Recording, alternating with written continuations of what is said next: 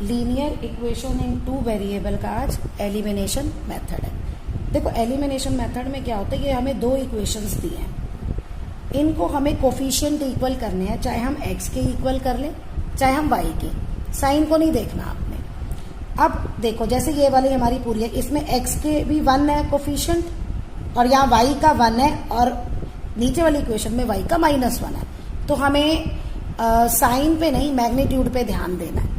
बस हमें पहले कोफिशिएंट इक्वल करने हैं, फिर हमें देखना है कि हम क्या काट सकते हैं, एक्स एक्स काट दो या वाई वाई काट दो, वो कटने चाहिए जिनके कोफिशिएंट इक्वल होंगे और फिर हम उसे सॉल्व करते हैं।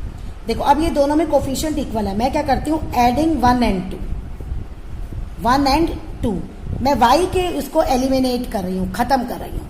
तो एक प्लस है एक माइनस है, जब अपोजिट साइन होता है तो हम करते हैं ऐड और जब सेम साइन होता है तो हम करते हैं सब्ट्रैक्ट।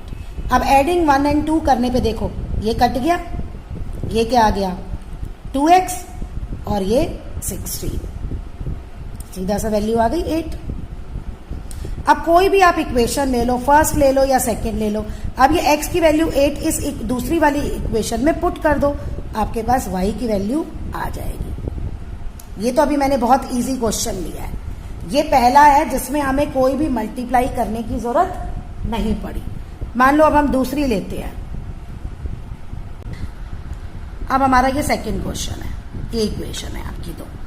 अब यहां देखो y का अलग लेकिन x यहां 3 है और मैं फर्स्ट इक्वेशन को 3 से मल्टीप्लाई कर दूं, फर्स्ट इक्वेशन को 3 से मल्टीप्लाई कर रही हूं, 3 2 6 30। देखो सेकेंड ये सेम हो गए, सेकेंड को भी मैं यहां लिख लेती हूं दोबारा से।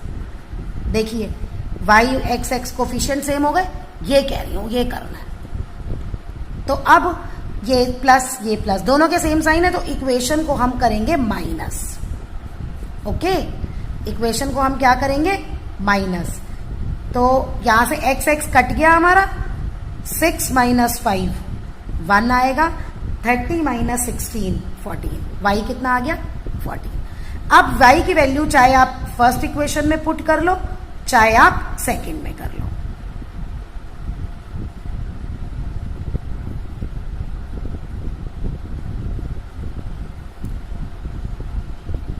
-18, तो आपका आंसर आ गया -18 और 14।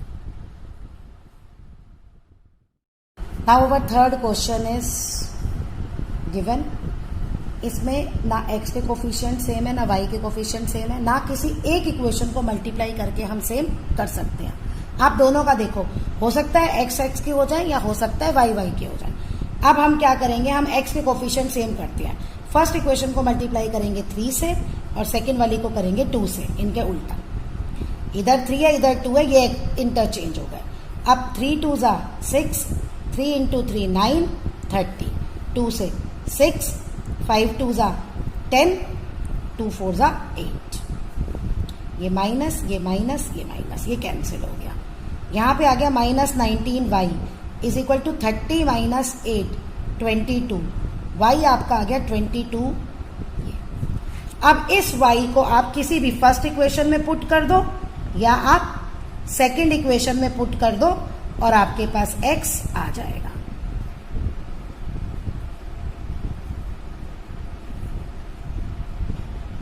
माइनस माइनस प्लस, इसको आप सॉल्व कर लेना, x की वैल्यू आ जाएगी। देखो इसी को तुम्हें y का कोफिशिएंट सेम करके भी बताते हैं।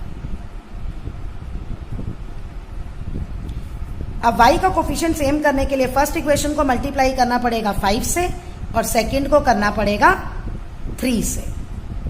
अब देखिए 10x - 15 5 से इज इक्वल टू 50 और 3 से 3 × 3 9, 3 5 15 और 12। अब देखो मैं क्या कह रही थी, जब सेम साइन थे तो हमने इक्वेशंस को माइनस किया, जब अपोजिट साइन हुए तो हमने इक्वेशन को प्लस कर दिया। x इज, ये आंसर आपका x का आ गया। अब इस x की वैल्यू फर्स्ट या सेकंड में किसी भी इक्वेशन में पुट कर दीजिए, आपके पास y आ जाएगा। तो आना है x या y, कोई भी आप सेम कर सकते हैं। एलिमिनेशन, एलिमिनेशन मतलब है हटाना। तो यहां ऊपर वाले में हमने x हटाया, नीचे वाले में हमने y हटाया, तो ऐसे एलिमिनेट करते हैं। हाँ जी, नेक्स्ट क्वेश्चन ये आता। अब आप ऐसे सोचेंगे तो आप क्या करेंगे कि अगर x के कोफिशिएंट सेम करने हैं तो हम ऊपर वाली को 9 से मल्टीप्लाई कर दें और नीचे वाली को 6 से कर दें, या हमें y के सेम करने हैं तो ऊपर वाली को हम 7 से कर लें और नीचे वाले को हम सेकेंड इक्वेशन को 4 से कर लें। ठीक है, अब देखो मैं क्या बता रही हूँ, यहाँ देखो 6 और 9, 6 और 9 का एलसीएम कितना होता है? 18। मैं कैलकुलेशन इजी करने का आपको बता रही हूँ, 18 आता है। यानी कि ऊपर वाले को मैं 3 से मल्टीप्लाई कर दूं, 3 6 18, और नीचे वाली इक्वेशन को, सेकंड इक्वेशन को मैं 2 से कर दूं तो भी 18 हो गया सेम। तो यानी आंखें बंद करके आपको ये नहीं करना कि इसको 9 से कर दो, आपकी कैलकुलेशन टफ हो जाएगी। जहां आप एलसीएम लेके सिंप्लीफाई कर सकते हो तो वहां बजाय 9 और 6 से करने की मैंने सिर्फ किससे किया? फर्स्ट इक्वेशन को 3 से और सेकेंड इक्वेशन को 2 से, और फिर आप जैसे सॉल्व करते हो आपके ये कोफिशिएंट सेम हो जाएंगे, वैसे आप सॉल्व कर लो।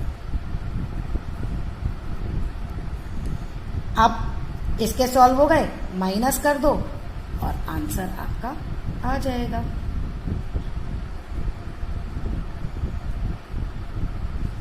और y की इक्वेशन फर्स्ट या सेकंड किसी में भी पुट कर दो, आपके पास x आ जाएगा।